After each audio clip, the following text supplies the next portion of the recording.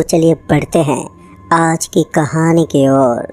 दोस्तों, मुझे ट्रक चलाते हुए एक लंबा वक्त गुजर चुका है और इन बीते सालों में मैंने हिंदुस्तान के दूर दराज इलाकों का सफ़र किया, जिनमें से कुछ ऐसे थे जो कि प्रेत बाधित माने जाते थे, जहां जाने का मतलब सिर्फ और सिर्फ मौत था।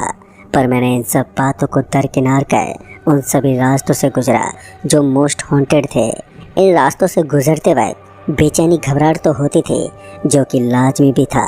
पर जब मैं 2014 की रात को पुणे के लिए निकला तो उस हॉन्टेड हाईवे पर जो मेरे साथ खटा उसने मुझे हिला कर रख दिया। तो आइए जानते इस कहानी को और भी करीब से। दोस्तों, मैं हैदराबाद के लोकल एरिया में अपनी बीवी और 2 बच्चों के साथ रहता हूँ। आज से तकरीबन 1 साल पहले मैं कुछ दिनों के लिए छुट्टी पर था। फिर अचानक ही सुबह ही मेरे पास एक दुकानदार की कॉल आ गई। वो दुकानदार मुझसे कहने लगा कि मुझे हैदराबाद से पुणे के बड़ी सी दुकान में उसका सामान ट्रक से डिलीवर करना है। मैंने उस दुकानदार से कहा कि मैं तो अभी छुट्टी पर हूँ, लेकिन वो दुकानदार मानने को ज़रा भी तैयार नहीं था। उसकी बातों से ऐसा लग रहा था कि उसका वहाँ पर सामान पहुँचाना बहुत ही ज़रूरी है। मैंने भी सोचा कि हैदराबाद से पुणे 1 रात का ही तो वक्त लगेगा और मैं भी उस दुकानदार की बात मानकर आज शाम को ही निकलने की तैयारी में लग गया।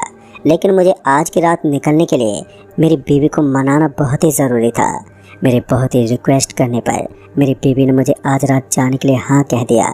मैं इतना सुनते ही उस दुकानदार के पास जाकर अपने ट्रक की लोडिंग कराने लगा।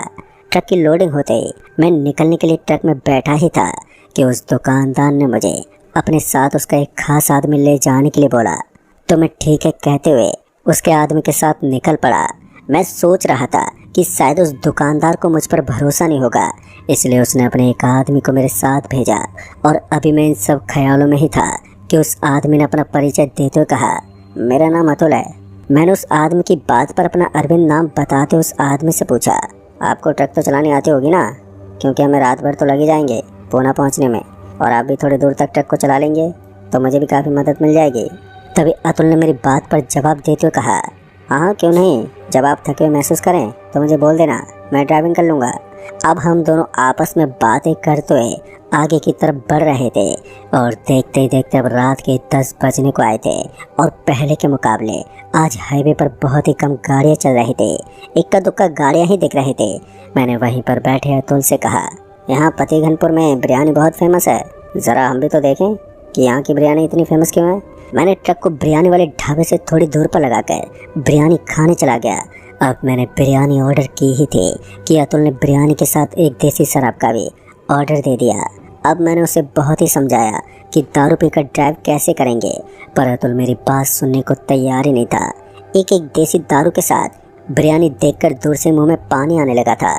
अब हम दोनों पूरे मज़े में बिरयानी और देसी दारू का लुत्फ़ उठाने में इतना मगन हो गए थे कि देखते ही देखते हमने कब 3 बोतल खाली कर दी, हमें पता ही नहीं चला। अब देसी शराब ने हम पर अपना असर दिखाना शुरू कर दिया था, लेकिन अभी हम होश में थे। अतुल ने मुझे अब चलने के लिए कहा, लेकिन मैंने सोचा कि नशे की हालत में अगर गए तो भारी नुकसान हो सकता है, इसलिए मैंने अतुल से थोड़ी देर आराम करने को कहा। अब मैं और अतुल वहीं ढाबे के बाहर लगी खाट पर बैठे आपस में हंसी मजाक बातें कर रहे थे कि वहीं हमारे बगल में बैठे थोड़े बुजुर्ग आदमी ने कहा, कहाँ जा रहे हो, क्या बात है, आप लोग बड़े ही खुश लग रहे हैं। उस आदमी की बात सुनकर मैंने जवाब देते हुए कहा, यहीं पुणे माल डिलीवरी करने के लिए जा रहे हैं हम लोग। तभी मेरे पीछे से अतुल ने थोड़े नशे की हालत में शायरी सुनाने लगा कि मुझे तो अपनों ने लूटा, गैरों में भी दम था, कि मुझे तो अपनों ने लूटा, गैरों में भी दम था। मेरे दोस्त ने कहाँ तैरना सीखा जहाँ पानी कम था। इतना सुनते ही हम जोर जोर से हंसने लगे। अभी रात के लमसम 10:30 बज रहे होंगे, लेकिन ढाबे पर लोगों की इतनी भीड़ थी जैसे मानो कि दिन के 10:30 बज रहे हों। अभी आपस में हंसी ठिठोले ही कर रहे थे कि अतुल ने कहा कि यहाँ की बिरयानी बहुत ही स्वादिष्ट है, मैं अभी पैक करवा के लाता हूँ, उधर से आते वक्त हम रास्ते में खा लेंगे। और इतना कहकर अतुल बिरयानी पैक कराने चला गया। तभी मेरे बगल में बैठे उस आदमी ने कहा, तुम लोगों को मालूम भी है क्या, सोलापुर के रास्ते से कोई रात में नहीं जाता, और मीट मछली तो सख्त मना ले जाना। सोलापुर से रात में गुजरने वाले लोगों का कहना है कि रात के वक्त उस रास्ते पर शैतान जाग उठता है। बहुत लोगों का उस रास्ते पर एक्सीडेंट से मौत भी हो चुकी है। मेरी बात मानो तो आज रात यहीं रुक जाओ, कल सुबह निकल जाना। तभी मैंने हंसते आवाज़ में कहा, क्या चाचा जी, खाली फोकट में डरा रहे हो आप? मैं भूत वूत पर यकीन नहीं करता। 10 साल से ट्रक चला रहा हूँ और ऐसे बहुत से रास्ते से रात के वक्त गुजरा हूँ। भूत प्रेत पर मैं यकीन नहीं करता, लेकिन आप कह रहे हो तो कुछ देर यहाँ पर आराम कर लेते हैं, फिर निकल जाएंगे, क्योंकि कल सुबह होने से पहले ही मुझे माल की डिलीवरी करनी है। तभी उस आदमी ने मेरी बात पर कहा, मैं तो बेटा तुम्हें सचेत कर रहा था, अब आगे तुम्हारी मर्जी। अभी वो आदमी इतना कह ही रहा था कि तब तक अतुल बिरयानी लेकर आ गया और हम वहीं ढाबे के बाहर खाट पर बैठे हंसी मजाक करते हुए कब नींद के आगोश में आ गए हमें पता ही नहीं चला। फिर मैंने अचानक ही अपने आप को एक सुनसान जंगल में पाया। मैंने चारों तरफ देखा तो गहरा सन्नाटा पसरा हुआ था और फिर अचानक ही मेरे पीछे से औरतों के हंसने की आवाज़ें आने लगी। मैंने पीछे पलट कर देखा तो मैं वो नज़ारा देखकर थर थर काँपने लगा, क्योंकि वो कोई औरत नहीं बल्कि एक चुड़ैल थी। अब मैंने अपनी पूरी जान लगाकर सामने की तरफ भागने लगा कि अचानक ही मेरे सामने एक बड़ा सा जानवर आ गया जो दिखने में एक दानव के जैसा प्रतीत हो रहा था। फिर मुझे लगा कि किसी ने बहुत ही तेज मेरी पीठ पर किसी धारदार हथियार से हमला किया है। तभी हड़बड़ाते हुए मेरी नींद खुल गई तो मैंने देखा कि मैं और अतुल वहीं रोड पर लेटे हुए थे, जो ढाबा कुछ देर पहले लोगों से भरा हुआ था, पर अब एकदम से उस जगह पुराने खंडर की तरह दिखाई पड़ रहा था। तभी मैं जल्दी से अतुल को उठाने लगा कि तभी मुझे अपनी पीठ पर बहुत ही तेज दर्द महसूस होने लगा। अब मैंने अतुल को उठाया और जल्दी से निकलने को बोला और अब हम तेजी से ट्रक की तरफ बढ़ने लगे थे कि तभी अतुल ने मुझे देखकर जोर से चीखते हुए कहा, ये तुम्हारी पीठ पर पंजे का निशान कैसे? तभी मैंने घबराते हुए अतुल से बोला, पहले ट्रक में चल, यहाँ कुछ ठीक नहीं है। फिर मैंने अतुल का हाथ पकड़कर जोर से ट्रक की ओर भागने लगा और हम भागते हुए ट्रक के पास पहुंचे और बिना किसी देरी किए तुरंत ही हम ट्रक में बैठे। मैंने ट्रक चालू किया और सामने की ओर पूरी रफ्तार में भगाने लगा। अब मेरे समझ में कुछ नहीं आ रहा था कि हमारे साथ ये हो क्या रहा था। अब मैं और अतुल बड़े हिम्मत के साथ आगे बढ़ रहे थे। चारों तरफ गहरा सन्नाटा पसरा हुआ था और अभी हम तकरीबन 2 से 3 किलोमीटर आगे बढ़े ही थे कि वही आदमी जो हमारे साथ वहां पर बैठा हुआ था, अब वो सड़क के किनारे से लिफ्ट का इशारा कर रहा था। लेकिन मैंने गाड़ी रोकना ठीक नहीं समझा। जब मैंने ट्रक को उसके बगल से निकाला तो मैंने देखा कि वो आदमी बुरी तरह से जख्मी हो चुका था। अब इतना देखते ही मैंने ट्रक को रोककर उस आदमी को अंदर आने का इशारा किया और जैसे वो आदमी ट्रक में आकर बैठा तो मैंने देखा कि उसके शरीर पर वैसे निशान हैं जैसे मेरे शरीर पर उस डरावने सपने के बाद बन गए थे। मैंने उस आदमी से पूछा कि आप तो हमारे साथ थे, फिर एकदम से यहाँ कैसे पहुँच गए और इतनी चोटें कैसे लगी आपको? उस आदमी ने मेरी बात सुनकर कपकपाती जुबान में कहा कि तुम लोगों के साथ मैं भी वहीं सो गया था कि तभी एकदम से मेरी आँख लग गई तो मैंने खुद को इस जंगल में पाया।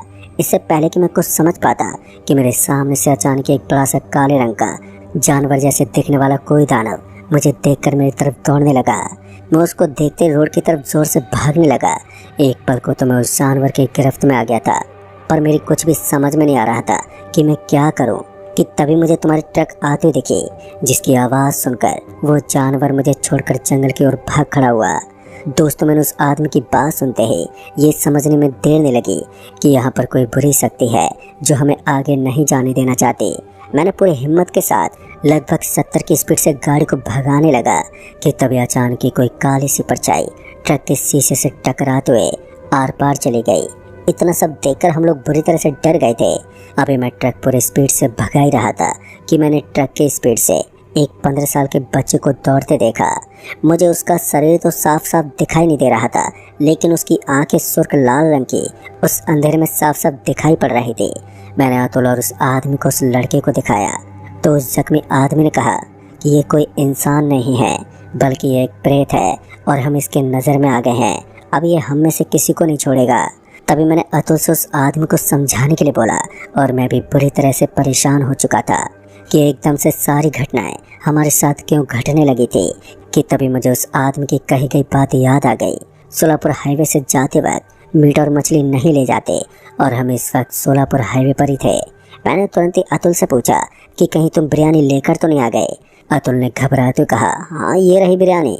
तो मैंने तुरंत ही उस बिरयानी को चलते ट्रक से बाहर फेंक दिया और ट्रक को जोर से भगाने लगा कि तभी अचानक ही सामने से एक मारुति कार बहुत ही तेजी से हमारी तरफ आ रही थी।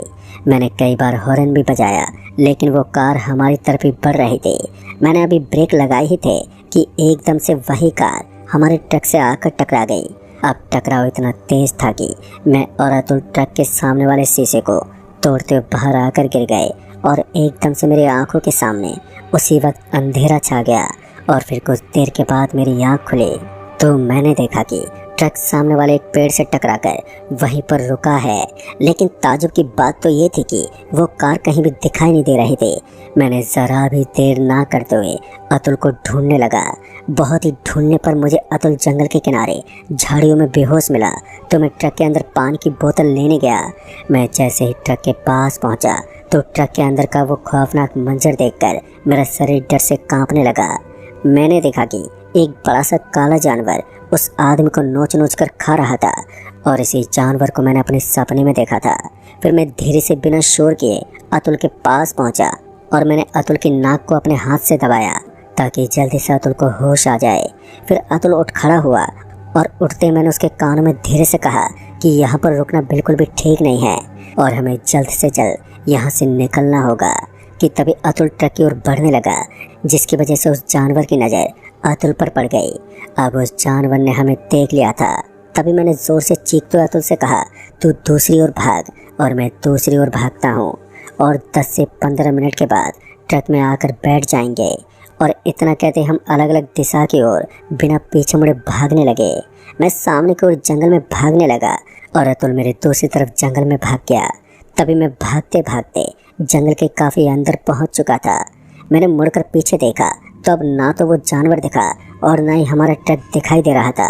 अब मैं वापस से लौटने के बारे में सोच ही रहा था कि अचानक ही मुझे उन्हीं औरतों की आवाज़ें सुनाई देने लगी जो कि मेरे सपने में आई थी। अब एक पल को मैं वहीं ठहर गया। मेरे कुछ भी समझ में नहीं आ रहा था कि अब मैं क्या करूं कि तभी मुझे अतुल की ज़ोर से चीखने की आवाज़ सुनाई दी तो मैं बिना कुछ सोचे समझे अब ट्रक की ओर भागने लगा। मैं ट्रक की ओर भाग ही रहा था कि मुझे ऐसा लग रहा था कि कोई और भी मेरे साथ साथ भाग रहा है, लेकिन मुझे अपनी अब कोई भी परवाह नहीं थी। मैं बस इन सबको अनदेखा करते हुए ट्रक की ओर तेज़ी से भाग रहा था क्योंकि मुझे अतुल की उस आवाज़ ने झंझोर कर रख दिया था। फिर मैं भागते भागते आखिरकार ट्रक के पास पहुंच गया तो मैंने देखा कि अब वो जानवर कहीं भी दिखाई नहीं दे रहा था। और तभी अतुल की आवाज़ मेरे कानों में पड़ी, अरविंद मैं यहाँ पर बैठा हूँ, जल्दी आओ निकलते हैं यहाँ से। मैंने अतुल को सही सलामत देख तनिक भी देर ना करते हुए ट्रक स्टार्ट की, लेकिन उस कार के टकराने की वजह से हमारी ट्रक अब स्टार्ट ही नहीं हो रही थी। लगातार कोशिश करने के बाद फिर एक बार ट्रक का इंजन स्टार्ट हो गया। फिर क्या, मैंने तुरंत ही ट्रक भगाना शुरू कर दिया और देखते देखते हम उस जगह से काफ़ी दूर निकल आए। अब मुझे लगा था कि हम खतरे से बाहर निकल चुके हैं, लेकिन किसे पता था कि मुसीबत अभी टली नहीं है। हम अब सोलापुर से लगभग 1 किलोमीटर दूर निकल आए थे और अब मैं चैन की सांस ले रहा था कि तभी अचानक ही मुझे ऐसा लगा कि ट्रक के ऊपर कोई कूद रहा है। एकदम से ज़ोर ज़ोर से औरतों के रोने की आवाज़ सुनाई देने लगी थी तो कहीं बच्चों के चीखने की आवाज़ें सुनाई दे रही थी और वो काली परछाई जिसकी सिर्फ सुर्ख लाल आंखें दिखाई दे रही थी वो लगातार ट्रक की स्पीड से मुझे घूरते हुए दौड़ रही थी। मैं ये सारी घटनाओं को देख डरा हुआ ट्रक चलाए जा रहा था तो फिर मेरी नज़र मेरे बगल में बैठे अतुल पर गई। वो बिल्कुल शांत बैठा था। मैं अतुल से पूछने लगा, क्यों तुम्हें डर नहीं लग रहा और तुम इतनी ज़ोर से चीखे क्यों थे? मेरी बात पर अतुल ने मुझे कहा, नहीं अब मुझे डर नहीं लग रहा, जितना तुम इनसे डरोगे ये उतना ही तुम्हें डराएंगे, जो आगे होगा वो देखा जाएगा, तुम बस गाड़ी चलाते रहो। अतुल के इतना कहते ही मुझ में थोड़ी हिम्मत आ गई और अब मैं इन सबको अनदेखा करते हुए ट्रक को तेज़ी से भगाने लगा और देखते देखते वो परछाई वहाँ से धीरे धीरे गायब होने लगी। लेकिन वो आवाज़ अभी भी सुनाई दे रही थी कि अचानक मेरी नज़र उस हाईवे के किनारे लगे बोर्ड पर गई जहाँ साफ अक्षरों में लिखा हुआ था पौने 2 किलोमीटर। अब इतना देखने के बाद मैंने चैन की सांस ली और कुछ दूर आगे बढ़ने पर मेरी नज़र उस हाईवे के किनारे बने एक शिव मंदिर पर गई। अब जैसे मैंने मंदिर को देखा तो मुझसे रहा नहीं गया।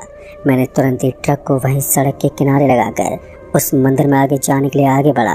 मैंने अतुल से भी कहा, अतुल चल थोड़ी देर मंदिर में आराम करके चलते हैं क्योंकि मंदिर से सुरक्षित जगह कोई और नहीं है। लेकिन मेरे इतना कहने पर भी अतुल नहीं आया। उसने कहा कि मैं ट्रक में ही रुकता हूँ, तुम अंदर से घूम कर आ जाओ। फिर मैं उसकी बातों पर ज़्यादा ध्यान न देते हुए मंदिर में चला गया। अभी सुबह के लगभग 4 बजने को आए थे कि तभी मैंने मंदिर के अंदर देखा तो एक पुजारी रुद्रमाला लिए महादेव का नाम जप रहे थे। तो मैंने उस पंडित जी को देखते प्रणाम किया। जैसे ही पंडित जी ने मुझे देखा तो मेरे साथ घटी सारी घटनाएं ऐसे बता रहे थे जैसे मानो वो किताब पढ़ रहे हों। और मेरे कुछ पूछने से पहले वो पंडित जी तुरंत ही बोल पड़े, क्या तुम्हें पता नहीं, सोलापुर के रास्ते से रात में कोई नहीं जाता। मैंने क्षमा मांगते हुए उन पंडित जी से कहा कि सोलापुर के रास्ते पर रात में जाने से इतने हादसे क्यों होते हैं। तो पंडित जी ने मेरा सवाल सुनकर उस रात घटी घटना के बारे में बताने लगे। दोस्तों, उन्होंने बताया कि आज से 20 साल पहले रात के वक्त एक गांव का सरपंच अपने पूरे परिवार के साथ जा रहा था कि एक ट्रक ड्राइवर ने शराब के नशे में सरपंच की गाड़ी ठोक दी, जिसमें सरपंच के साथ उसका पूरा परिवार मारा गया। तब से सोलापुर के हाईवे पर तमाम एक्सीडेंट होने लगे थे और तभी से रोड हॉन्टेड हो गया है। दोस्तों, मेरे इतना सुनते ही मैंने पंडित जी को धन्यवाद किया और वहां से जाने के लिए मैंने प्रणाम करके इजाज़त मांगी और ट्रक में आकर बैठा और हम माल डिलीवरी करने के लिए उस दुकानदार के गोदाम के पास पहुंचे। अतुल वहीं पर उतर गया और मुझसे कहने लगा, तुम अंदर चलो, मैं अभी टॉयलेट करके आता हूँ। और फिर मैं गोदाम के अंदर पहुंचा तो उस गोदाम का मालिक मुझे देखकर घबराते मेरे पास आया और मुझे देखकर कहने लगा, इतनी चोटें कैसे लगी हैं, कहीं एक्सीडेंट हुआ था क्या? तुम कहीं सोलापुर के रास्ते से तो नहीं आए हो? इस पर मैंने अपनी आप बीती गोदाम के मालिक को बताई। फिर मैंने गोदाम में माल को सप्लाई करवा दिया, लेकिन मेरे साथ जो अतुल था वो अभी तक वापस नहीं आया था। आखिरकार वही हुआ था जिसका मुझे डर था। मुझे सुबह पता चला कि पुलिस वालों को जंगल में कटी फटी लाश मिली है। वो लाश किसी और की नहीं थी बल्कि अतुल की ही थी। शायद उसकी आत्माएं थी जो मुझे यहाँ सही सलामत पहुँचा गई थी। दोस्तों, उस घटना के बाद से मैं एकदम से टूट चुका था और मैंने ट्रक ड्राइवर की नौकरी हमेशा के लिए छोड़ दी और आज भी मैं अतुल को अपना गुनहगार मानता हूँ। तो दोस्तों, इस कहानी में बस इतना ही। कहानी आपको पसंद आई हो तो वीडियो को लाइक शेयर ज़रूर कर दें और साथ ही हमें नीचे कमेंट बॉक्स में ज़रूर बताएं। तो मैं आपका दोस्त राजकुमार जल्द ही मिलूँगा ऐसे एक और नई कहानी के साथ। तब तक के लिए बाय एंड टेक केयर।